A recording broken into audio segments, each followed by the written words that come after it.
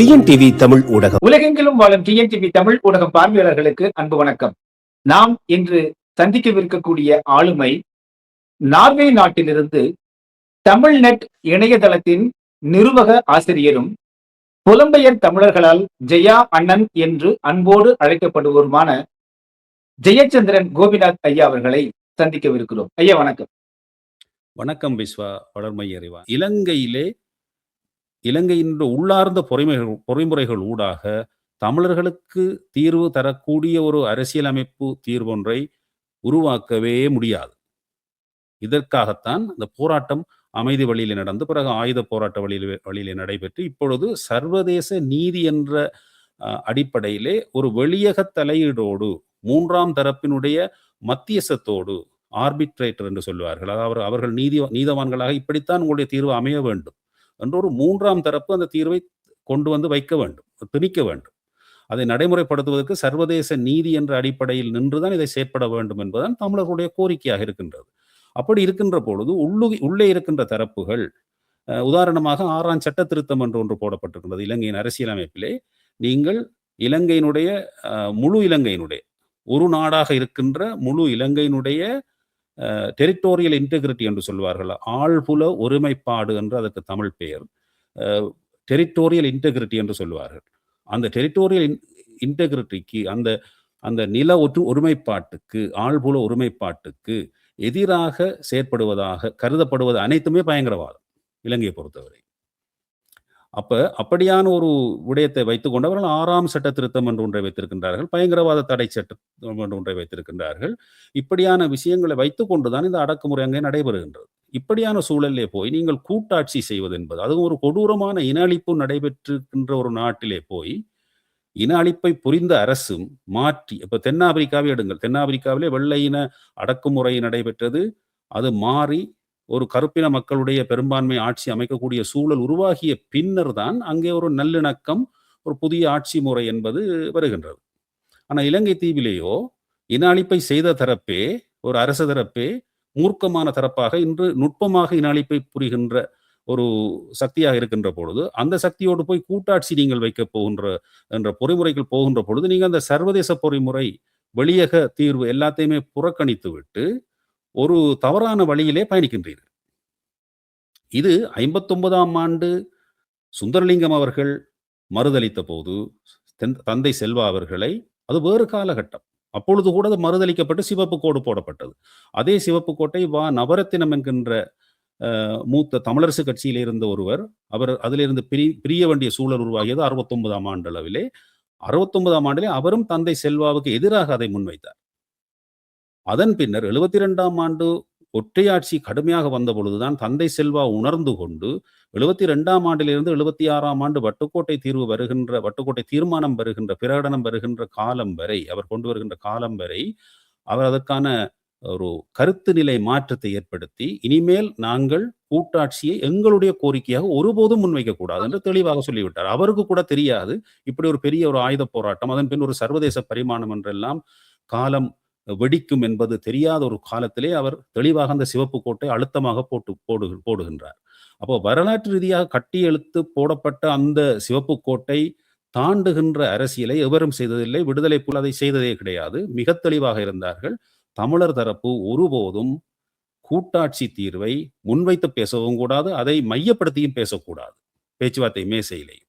இதையெல்லாம் இன்று கஜேந்திரகுமார் முழுமையாக உருட்டு பிரட்டாக பேசி வருகின்றார்.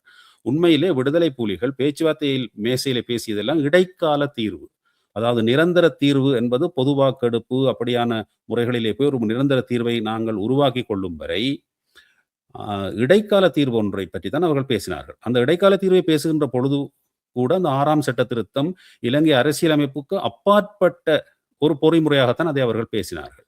ஆனால் இவர்கள் அரசியலமைப்பு மாற்றம் ஒன்ற அடிப்படையிலே கூட்டாட்சி என்றதை பேசுமாறு நிர்பந்திக்கப்பட்டிருக்கின்றார்கள். இன்று அவர்கள் அந்த அடிப்படையில் தான் இதை செய்கின்றார்கள். ஆகவே சிவப்பு கோட்டை மிக தெளிவாக இவர்கள் தாண்டுகின்றார்கள்.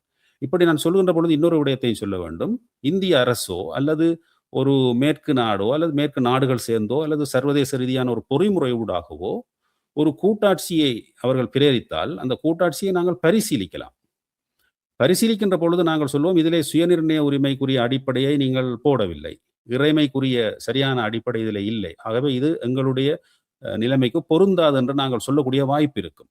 ஆனால் நாங்களாகவே கொண்டு போய் ஒரு கூட்டாட்சிக்கான விரைவை வைக்கின்ற பொழுது, அதுவும் இந்த கஜேந்திரகுமார் தரப்பு 2016ஆம் ஆண்டு அப்படி செய்தார்கள். ஒரு ஒரு கூட்டாட்சி அ வ வரைவு ஒன்றை இவர்கள் முன்வைத்தார்கள். அதிலே தனிநாட்டு கோரிக்கையை தாங்கள் கைவிடுவதற்கான எல்லா விடயங்களையும் அதிலே புகுத்தியிருக்கின்றார்கள்.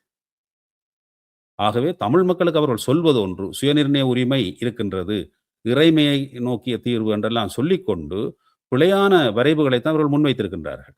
ஆகவே இப்படி பல சிக்கல்கள் இதில் ஆழமாக போகின்ற பொழுது நீங்கள் பார்க்க முடியும். ஆகவே இந்த குழப்பம் இருக்கின்ற இடத்திலே இருந்து வருகின்றவர்கள், தமிழ்நாட்டிலே இருக்கின்றவர்களுக்கு அரசியல் பாடம் எடுக்க வேண்டிய தேவை கிடையாது. ஈழத்தமிழர்களுடைய தேசம் என்பது தனியே இலங்கை தீவுக்குள் மட்டும் இல்லை. தேசம், நேஷன் என்பது தேசம். அது மக்களுடைய கூட்டு. அது இன்று புலம்பெயர் தேசமாகவும் பெரிய அளவிலே இருக்கின்றது. இன்று 10 நாடுகளிலே ஏற்கனவே சொன்னது போல வட்டுக்கோட்டை தீர்மானத்துக்கான மீள் வாக்கெடுப்பு நடத்தப்பட்டிருக்கின்றது. உலகளாவி ஒரு பரிமாணம் இருக்கின்றது. சர்வதேச நீதியை கோருகின்ற ஒரு போராட்டம் நடைபெறுகின்றது. தமிழ்நாட்டு சட்டசபையிலே குறிப்பிட்ட தீர்மானம் இருக்கின்றது. வடமாகாண சபை கூட ஒரு இன அழிப்புக்கான சர்வதேச நீதியை கோரி தீர்மானம் போட்டிருக்கின்றது. இப்படியான சூழலிலே ஒரு உள்நாக பொறிமுறை ஊடாக ஒரு கூட்டாட்சியை நோக்கி போவதற்கு தமிழர் தரப்பே திட்டம் தீட்டி முன்வைப்பதென்பது அடிப்படையிலே கோளாறானது. இந்த நிலைப்பாட்டைத்தான் இவர்கள் செய்து வருகின்றார்கள். இதை செய்வதற்கு ஈழத்தமிழ் மக்களிடையே தங்களுக்கான ஆதரவை தேடுவதற்காகத்தான் இந்த தமிழ்நாட்டு தலைவர்களை தவறாக பயன்படுத்துகின்றார்கள். அங்கே இந்த சந்திப்புகளை செய்துவிட்டு படங்களை காட்டி தாங்கள் தயாரிக்கின்ற தீர்வு திட்டத்தை அடுத்து கொண்டு மேசையில வைக்கின்ற பொழுது, இப்படியான சந்திப்புகளை எல்லாம் செய்துதான் இவர்கள் கொண்டு வருகிறார்கள் என்று தமிழ் மக்களிடையே ஒரு மாயையை காட்டுவது. அதே போல தேசிய தலைவரே இதைத்தான் பேசினார் பேச்சுவார்த்தையில் என்று பொய்களை எல்லாம் உரைத்து பல உருட்டு புரட்டுகளை எல்லாம் செய்து இப்படி செய்கின்றார்கள் என்றால் இவர்களுக்கு பின்னாலே ஒரு நிகழ்ச்சி நிரல் இருக்கின்றது. இந்த நிகழ்ச்சி நிரலிலே தமிழ்நாட்டிலே இருந்து கூட பலர் அந்த நிகழ்ச்சி நிரலுக்கு தொடர்ந்தும் ஒத்துழைக்கின்ற அளவிலே இருக்கின்றார்கள் என்பதும் அங்கே சிக்கலாக இருக்கின்றது. ஒரு எளிய கேள்விங்க. ராஜீவ் ஜெயவர்தன ஒப்பந்தத்தையே இதுவரையிலும் இலங்கை நிறைவேற்றவில்லை. அதை நிறைவேற்றுமாறு இந்திய அரசும் கூறவில்லை. ஒரு இந்திய அரசும் இலங்கை அரசாங்கமும் கைச்சாத்திட்ட ஒரு ஒப்பந்தத்தையே அவர்கள் இதுவரை நடைமுறைப்படுத்தவில்லை. அடுத்ததாக 13வது திருத்த சட்டம் என்பது அதையாவது நடைமுறைப்படுத்துவார்கள் என்றால் அதுவும் இல்லை. ஜேவிபி பின்னணி கொண்ட அனுரகுமார திசாநாயக அரசு ஒற்றையாட்சி முறையைத்தான் அது சொல்கிறது. இலங்கை வடக்கிலே அவர்களுக்கு உணவும் அடிப்படை தேவையும் இருந்தால் போதும் என்று டிசில்வா சொன்னார். ஆக அவர்கள் மீண்டும் ஒற்றையாட்சி என்கிற அந்த நிலையிலே இருக்கும்போது இப்போது இந்த கூட்டாட்சி என்கிற இந்த கருவி அது உண்மையில் தமிழ் மக்களுக்கான ஒரு ஏற்றுக்கொள்ளப்பட முடியாவிட்டாலும் கூட ஒரு தீர்வாகவோ எடுத்துக்கொள்ள முடியுமா? அல்லது இதை வைத்து இந்திய அரசாங்கம் இலங்கை அரசாங்கத்தை கட்டுப்படுத்துவதற்காக தமிழர்களை வளைக்க பார்க்கிறதா? நீங்கள் கேட்டிருக்கின்ற இந்த விடயம், அதாவது தமிழர்களை வளைத்து போடுவதற்காக இலங்கை அரசோடு இந்தியாவுக்கு இருக்கக்கூடிய சில புவிசார் அரசியல் தேவைகள், அந்த தேவைகளை ஒட்டி இலங்கை தர வேண்டியதை தனக்கு தரவில்லை என்றால் அதற்கு தமிழர் விடயத்தை பயன்படுத்தி ஒரு அழுத்தம் கொடுப்பதற்கு மட்டும் தமிழர் தரப்பு இடையிடை தேவைப்படும். அந்த மாதிரியான தேவைக்கு ஒன்றிலே தான் இந்த இந்திய இலங்கை ஒப்பந்தமும் எழுதப்பட்டது. இந்திய இலங்கை ஒப்பந்தம் உண்மையிலே எங்களுக்கு எதிரானது. அதிலே தமிழர் தாயக கோட்பாடு ஏற்றுக்கொள்ளப்படவில்லை. அதாவது தமிழர் தாயக கோட்பாட்டை சிதைப்பதற்காகவே இலங்கை அரசினுடைய ஆழ்புல ஒருமைப்பாடு, டெரிட்டோரியல் இன்டெகிரிட்டியை பாதுகாப்பதற்காகவே அதிலே சில சொற்பிரயோகங்களை போட்டிருக்கின்றார்கள் இந்திய இலங்கை ஒப்பந்தத்திலே.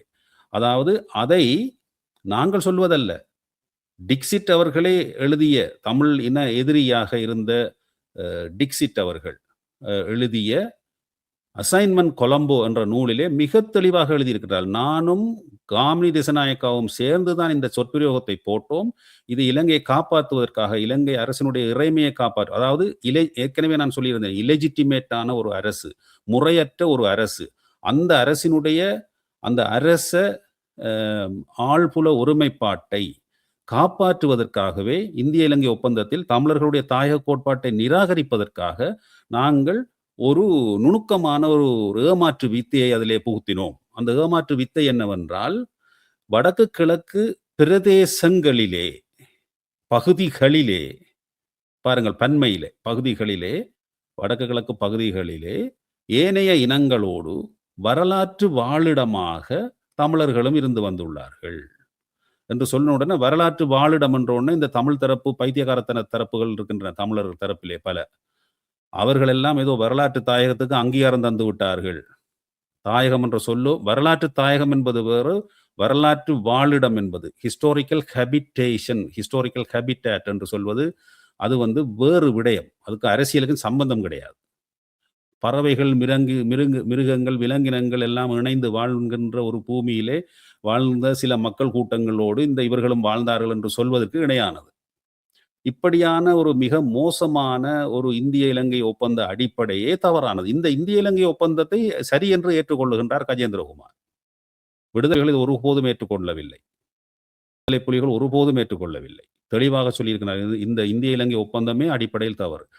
அதைவிட அடுத்த தவறு என்றால், அதன் அடிப்படையிலே வந்த 13 என்பது அதைவிட மோசமானது. அதிலே தமிழ் மொழிக்கு ஒரு அங்கீகாரம் வழங்கப்பட்டு சில உரிமைகளை அங்க மாகாண சபைகளுக்கு கொடுத்திருந்தால் கூட, அவற்றை கூட இங்கே செயற்படுத்த விடாமல் இலங்கை அரசு தொடர்ந்து இருக்கின்றது. புலிகள் தான் தடையாக இருந்தார்கள் என்று சொன்னால் கூட, அதற்கு கூட புலிகள் இல்லாத 16 வருடங்களுக்கு மேலாகியும் அதை கூட நடைமுறைப்படுத்தாமல் இருக்கின்ற ஒரு அரசோடு போய் நீங்கள் கூட்டாட்சி தீர்வு தயாரித்து என்ன சாதிக்கப் போகின்றீர்கள்? ஆகவே இந்த உள்ளார்ந்த பொறிமுறையே அடிப்படையிலே தவறு. இந்த தவறை இழைப்பவர்கள் மிக மோசமானவர்களாக கணிக்கப்பட வேண்டியவர்களாக இருக்கின்றனர். அது அனைத்து இலங்கை தீவில் இருக்கக்கூடிய அனைத்து தமிழ் அரசியல்வாதிகளும் இந்த தவறை இழைக்கின்றார்கள் என்றால், தமிழ்நாட்டில் இருக்கின்ற தலைவர்கள், தமிழ்நாட்டுக்கு ஈழத்தமிழர்களுடைய போராட்டத்திலே மிகப்பெரிய பங்கு இருக்கின்றது. வரலாற்று ரீதியாக அதை பயணித்து வந்த ஒரு தரப்பாக இருக்கின்ற தமிழ்நாட்டு தரப்பு, இந்த அடக்குமுறைக்கு உள்ளாகப்பட்டிருக்கின்ற, ஆக்கிரமிக்கப்பட்டிருக்கின்ற இடத்திலே இருந்து வருகின்ற ஒரு முறையற்ற அரசிலே பாராளுமன்றத்திலே தெரிவாகி வருபவர்களைத்தான் ஈழத்தமிழர் தேசத்தின் பிரதிநிதிகளாக கணிக்கக்கூடாது. ஏனென்றால் தமிழ்நாட்டுக்கு ஒரு தனி வரலாறு இருக்கிறது இந்த போராட்டம் தொடர்பாக. அவர்களுக்கு அறிவு கூட இருக்கின்றது இவர்களை விட.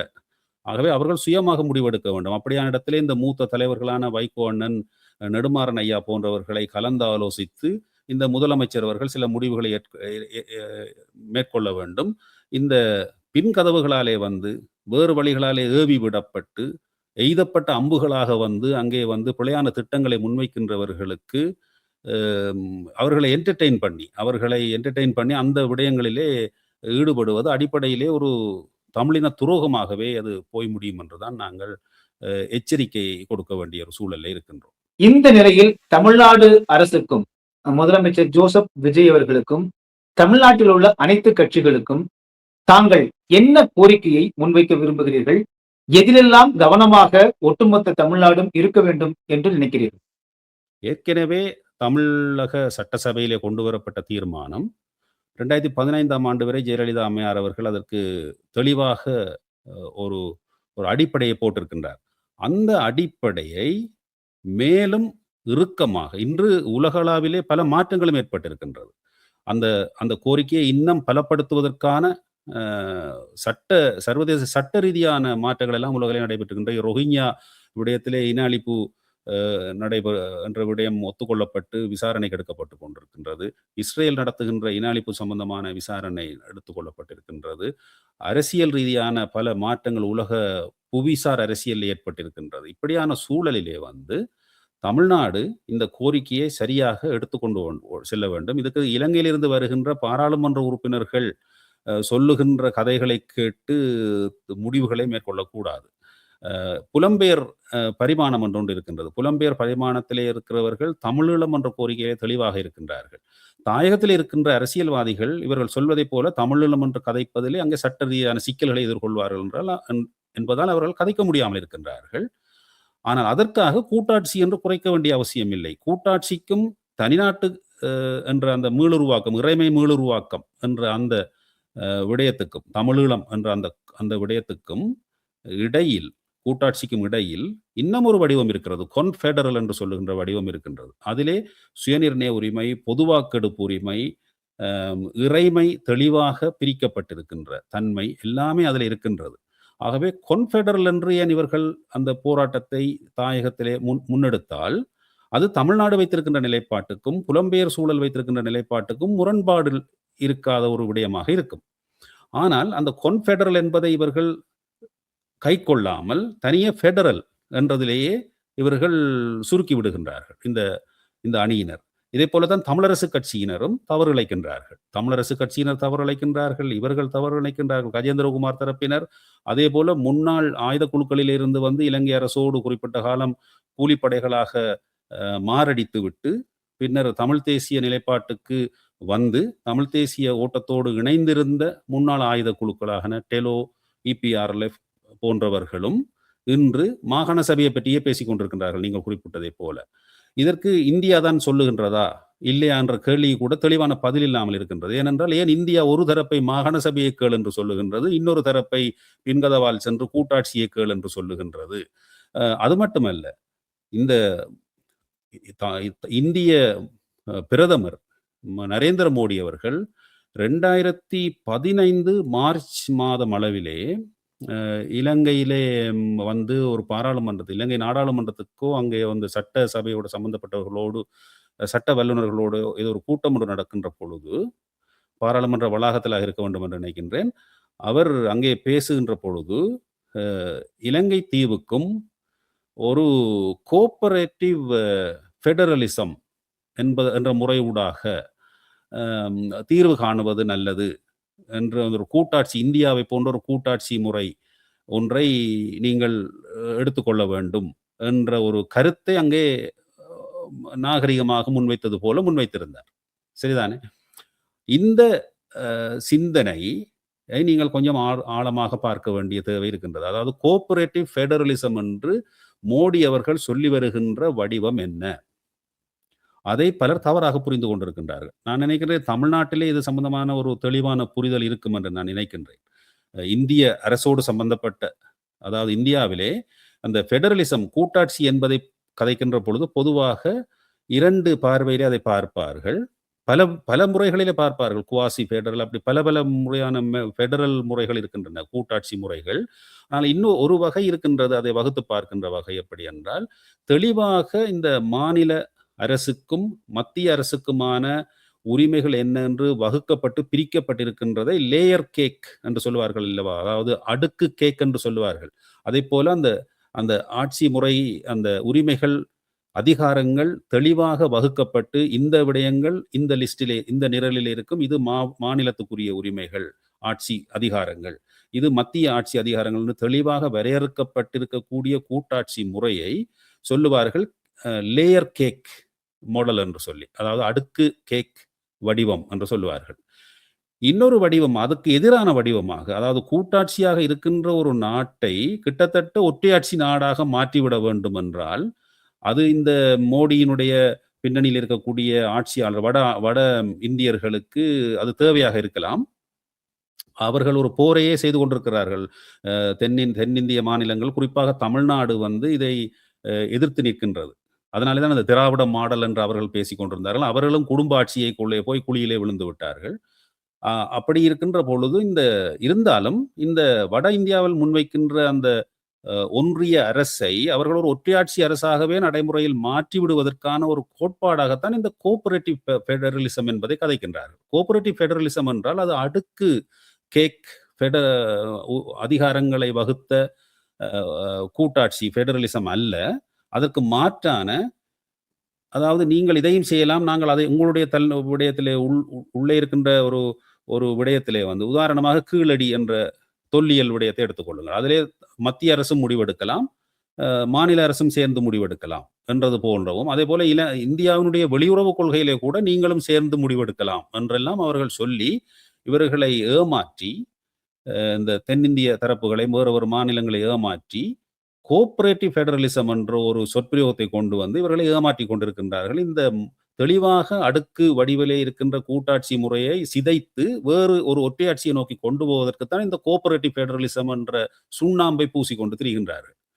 இந்த சுண்ணாம்பை இலங்கையிலே போய் அவர் கதைத்திருக்கின்றார் என்றால், இந்த மோடி அவர்கள் இதை ஒரு பெரிய ஃபெடரலிசம் என்று அவர் வந்து கதைத்து விட்டார் இலங்கை பாராளுமன்றத்திலே என்று சொல்லி சிவாஜிலிங்கம் போன்றவர்களெல்லாம் இதை முன்னுதாரணமாக எடுத்து பல இடங்களில் பேசுவதை நான் பார்த்திருக்கின்றேன். புரிதல் இல்லாமல் பேசுகின்றார்கள், எதை கதைக்கின்றார்கள் என்று. இதே சிவாஜிலிங்கம் போன்றவர்கள் கொன்ஃபெடரலை பற்றியும் பேசியிருப்பார்கள் சில நேரங்களிலே. விக்னேஸ்வரன் ஐயா அவர்களும் பேசியிருப்பார்கள் கொன்ஃபெடரலை பற்றி. அப்ப கொன்ஃபெடரலை பற்றி சிவாஜிலிங்கம் பேசியிருக்கின்றார், விக்னேஸ்வரன் பேசியிருக்கின்றார். ஆனால் அதே நேரத்தில் இவர்கள் சில நேரத்தை குழப்பமாக போய் கோஆபரேட்டிவ் ஃபெடரலிசம் என்று மோடி வந்து சொல்லிவிட்டார் என்று கூட சில நேரத்தை கதைக்கின்றார்கள். இப்படியான குழப்பங்களுக்குள்ளே போகாமல் ஓரளவு தெளிவான நிலைப்பாட்டில் இருக்கின்றவர்களாக இருந்த தமிழ் தேசிய மக்கள் முன்னணியினர் 2016ஆம் ஆண்டோடு அவர்களும் குழப்பத்துக்குள்ளே போய்விட்டார்கள். இப்படியான தனிநாட்டை நிராகரிக்கின்ற, சுயநிர்ணய உரிமையை நிராகரிக்கின்ற ஒரு கூட்டாட்சி வடிவத்துக்குள்ளே அவர்கள் போன பொழுது அவர்களும் அதிலிருந்து பிறழ்வடைந்து விட்டார்கள். இந்த பிறழ்வுகள் தான் இங்கே சிக்கல். அந்த பிறழ்வுகளுக்கு பின்னாலே வெளிச்சக்திகள் ஏதோ ஒரு வகையில் ஒரு நிகழ்ச்சி நிரலை வைத்துக்கொண்டு இவர்களை இப்படி சொல்லுங்கள், இப்படி கேளுங்கள். ஏன் அவர்கள் தங்களுடைய தேவைக்காக, அவர்களுக்கே தெரியும் கூட்டாட்சி என்று இவர்கள் கேட்டதன் பின் இலங்கை அரசு கூட்டாட்சியை கொடுக்க போவதில்லை என்பதும் அவர்களுக்கு தெரியும். ஆகவே கான்ஃபெடரல் என்று ஏன் கேட்க முடியாது? ஏன் இந்தியாவை தலைமை வகித்து முந்தி திம்புவிலே பேச்சுவார்த்தை நடத்தியது போல எல்லா தரப்புகளையும் கூப்பிட்டு ஒரு நிலைப்பாட்டை எடுத்து ஏன் அடுத்த அழுத்தத்தை கொடுக்க முடியாது? ஆகவே இவர்கள் எங்களை வைத்து, அது இன்னொரு கேள்வியை கேளுங்கள். இந்திய மத்திய அரசு தான் இதை தூண்டிவிட்டு அல்லது எங்கேயோ இருக்கின்ற மத்திய உளவுத்துறை தரப்புகளோ அல்லது ஏதோ ஒரு சிந்தனை வட்டாரங்களோ குழாம்களோ இதை தூண்டிவிட்டு தான் இவர்கள் போகின்றார்கள் என்றால், ஏன் அதை தமிழ்நாட்டிலே போய் தமிழ்நாட்டு முதலமைச்சருக்கு சொல்லி தமிழ்நாட்டு முதலமைச்சர் கடிதம் எழுதுவது போல செய்ய வைத்துத்தான் அந்த அழுத்தத்தை காட்ட வேண்டுமா? ஏன் நேரடியாகவே பாராளுமன்றத்திலே இலங்கையிலே போய் சொன்னார் தானே மோடி பெடரலிசத்தை பற்றி? அவரே ஒரு திட்டத்தை முன்வைக்கலாமே. இந்தியா தான் என்று உதவி கொடுத்து கொண்டிருக்கிறது இலங்கைக்கு. அப்ப இந்தியாவால் செய்யக்கூடிய விடயத்தையே செய்ய முடியாமல் இந்த ஒரு பாராளுமன்ற உறுப்பினரை வைத்துக்கொண்டு கூட்டாட்சி என்று கதைக்க வைப்பதன் நோக்கம் என்ன என்பது தெளிவாக எங்களுக்கு தெரிகின்றது. தெளிவான விஷயம் என்னவென்றால், தமிழ்நாட்டில் இருக்கக்கூடிய அந்த ஜெயலலிதா அம்மையார் கொண்டு வந்த அந்த தனிநாட்டு கோரிக்கையை இல்லாது ஒழித்து விட வேண்டும். அதை ஏதோ ஒரு வகையில வேறொரு கோரிக்கையாலே மாற்றீடு செய்து விட வேண்டும் என்பதற்கான ஒரு நிகழ்ச்சி நிரலிலே தான் இவர்கள் வருகின்றார்கள். இதை தெளிவாக புரிந்து கொண்டோ என்னவோ தெரியவில்லை. அண்மையிலே நெடுமாறன் ஐயா அவர்கள், மோடி அவர்கள் எங்கே இந்தோனேசியாவில் எங்கோ போய் ஆற்றிய உரைக்கு பதிலளிப்பது போல ஒரு சிறிய அறிக்கையை கொடுத்திருக்கின்றார். நியூசிலாந்து நாட்டில் 9ஆம் திகதி என்று அந்த அறிக்கையை முன்வைத்திருக்கின்றார். அந்த அறிக்கையிலே தெளிவாக சொல்லியிருக்கின்றார், 2 அரசு தீர்வு, 2 ஸ்டேட் சொல்யூஷன், பலஸ்தீனத்துக்கு இஸ்ரேலுக்கு 2 ஸ்டேட் சொல்யூஷன் தான் சரி என்று மோடி அவர்கள் அங்கே பேசியிருக்கிறார். அங்கே இஸ்லாமிய பெரும் சமூகம் இருக்கின்ற ஒரு இடம், அங்கே போய் இந்தோனேசியா போன்ற இடங்கள், அந்த இடங்களுக்கு போகின்ற கருத்தாக ஏதோ அவர் அதை முன்வைத்திருக்கின்றார். அந்த நிலையிலே வந்து பல நெடுமாறன் ஐயா அவர்கள் ஒரு தெளிவான கேள்வி எழுப்பியிருந்தார். இலங்கையிலே மட்டும் தனி ஈழம் என்றதுக்கு எதிராக ஏன் நீங்கள் கருத்தை முன்வைத்துக் கொண்டிருக்கின்றீர்கள்? அந்த இடத்துக்கு 2 அரசு என்றால் இந்த இடத்துக்கும் 2 அரசு தீர்வு தானே பொருத்தம் என்ற கேள்வி எழுப்பியிருக்கின்றார். இப்படியான கேள்விகளை எழுப்ப வேண்டிய தமிழ்நாட்டை குழப்புகின்ற விதத்திலே இந்த கூட்டாட்சி என்ற கோரிக்கையை கொண்டு வருபவர்கள் செயற்படுகிறார்கள் என்பதுதான் எங்களுடைய கடுமையான விமர்சனமாக நாங்கள் வைத்திருக்கின்ற விடயம். இதுல இன்னொரு விடயத்தையும் சொல்ல வேண்டும். இவருடைய பாட்டன், கஜேந்திரகுமாருடைய பாட்டன், அவர்தான் பொன்னம்பலம் அவர்கள், ஜிஜி பொன்னம்பலம். 50க்கு 50 என்ற கோரிக்கையை அந்த காலத்திலே சோல்பரி யாப்புக்கு எதிராக முன்வைத்தவர். இந்த 50க்கு 50 வைப்பதற்கு பதிலாக அவர் கூட்டாட்சி கோரிக்கையை அப்பொழுது வைத்திருந்தார் என்றால் அது பொருத்தமானது. அந்த காலத்திலே அதை வென்று கூட எடுத்திருக்கலாம். அதை செய்ய முடியாதவர் இன்று பேரனாக வந்து இப்படியான குழப்பங்களை உருவாக்கி கொண்டிருப்பது ஆகலும் மிக வரலாற்று ரீதியாக அவர்களே படிக்க வேண்டிய பாடம் என்று நினைக்கின்றேன். இது ஒரு அடிப்படையிலே ஒரு தவறான விடயம். ஆகவே இந்தியாவில் இருக்கின்ற ஏதோ ஒரு தரப்பு சொல்லுகின்றது, அல்லது சுவிட்சர்லாந்தில் இருக்கிற ஏதோ ஒரு தரப்பு சொல்லுகிறது, பிரித்தானியாவில் இருந்த ஒரு பைத்தியக்காரர்கள் கொஞ்சம் பேர் சொல்லுகிறார்கள் என்பதற்காக நீங்கள் கூட்டாட்சி திட்டத்தை முன்வைப்பது என்பது அடிப்படையிலேயே வட்டுக்கோட்டை என்ற அந்த அடிப்படை கொள்கைக்கு விரோதமானது, எதிரானது என்றுதான் நான் சொல்லுவேன். 2009 போர் நிறைவு பெற்று இத்தனை ஆண்டுகள் ஆகியும் இன்னமும் பயங்கரவாத தடை சட்டத்தை நீக்க மறுக்கிறது இலங்கை அரசாங்கம். அதிலும் ஒரு புத்தம் புதிய ஒரு பதிப்பாக பழைய கல் புதிய மொந்தை என்பதை போல புதியதொரு பயங்கரவாத தடை சட்டத்தை கொண்டு வர முனைகிறது. இப்படிப்பட்ட நிலையில் ஒருவேளை இவர்கள் சொல்லக்கூடிய கூட்டாட்சி இருந்தாலும் கூட இதே நிலைதானே நீடிக்கும். நிச்சயமாக கூட்டாட்சி என்பது இலங்கையினுடைய அரசியலமைப்பிலிருந்து கூட்டாட்சி அரசியலமைப்புக்கு மாறவே முடியாது என்பது நான் ஏற்கனவே சொல்லியிருந்தேன். அழுந்திய உறுப்புரைகள் 3/2 பெரும்பான்மை பாராளுமன்றது, அது ஜேவிபிக்கு இருந்தால் கூட ஜேவிபியால் ஒரு 50% மேற்பட்ட பொது வாக்கெடுப்பு இலங்கை தீவு முழுவதும் எடுக்க முடியாது. இந்த பொது வாக்கெடுப்பு என்பதையும் கவனியுங்கள். பொது வாக்கெடுப்பு என்பதே முழு இலங்கை தீவுக்கு பொது வாக்கெடுப்பு மேற்கொண்டு எங்களுடைய தீர்வை நிர்ணயிக்க கூடாது. எங்களுடைய தீர்வை நிர்ணயிப்பதற்கு தமிழ் தேசிய இனமாக ஈழத்தமிழ் தேசிய இனத்துக்கு தனியான பொது வாக்கெடுப்பு நடத்தப்பட வேண்டும். அவர்களுடைய சம்மதம், அதேபோல மற்ற இனங்களுடைய சம்மதங்களையும் வைத்துக்கொண்டுதான் புதிய யாப்பு. அதனால் தான் சொல்லுவார்கள், ஒரு சமூக ஒப்பந்தம் உருவாக்கப்பட்டு சுயமாக சுதேசமாக இந்தியாவிலே செய்யப்பட்டது போன்ற ஒரு அரசியலமைப்பு பொறிமுறை ஒன்று உருவாக்குவதற்கான தேவை இருக்கின்றது. இதைத்தான் சொல்வார்கள் காலனித்துவ நீக்க சூழமைவு என்று ஒன்று இருந்தது இந்தியாவை பொறுத்தவரை. இலங்கையிலே அந்த காலனித்துவ நீக்க சூழமைவு சரியாக நடைபெறவில்லை. டீகோலனைசேஷன் சரியாக நடைபெறவில்லை.